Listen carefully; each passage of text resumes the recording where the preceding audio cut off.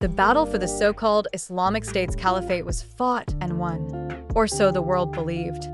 But in the shadows of the war-torn landscape of Syria, an army waits.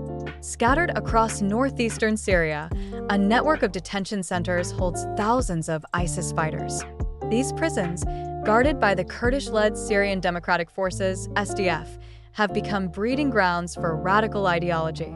We have massive numbers in our prisons, and this constitutes an ongoing threat.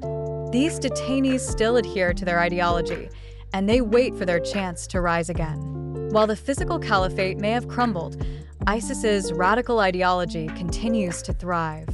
Within the walls of these detention camps, extremists recruit, indoctrinate, and prepare for a resurgence. Inside, it's like the war never ended. They speak of revenge, of retaking what was lost. The future of these camps depends on international politics. U.S. support has been vital in keeping ISIS contained.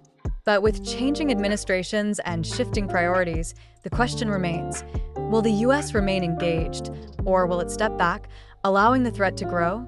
The withdrawal of U.S. forces from Syria would be a strategic mistake. It would leave the SDF vulnerable and could lead to an ISIS resurgence. The world cannot afford to ignore this ticking time bomb. A resurgence of ISIS could have devastating consequences, not only for the Middle East but for global security.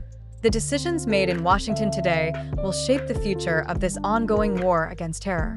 The caliphate may be gone, but its soldiers remain. The world must decide, will we keep the enemy contained, or will we allow history to repeat itself? The fight against ISIS is far from over. What happens next will determine the future of global security.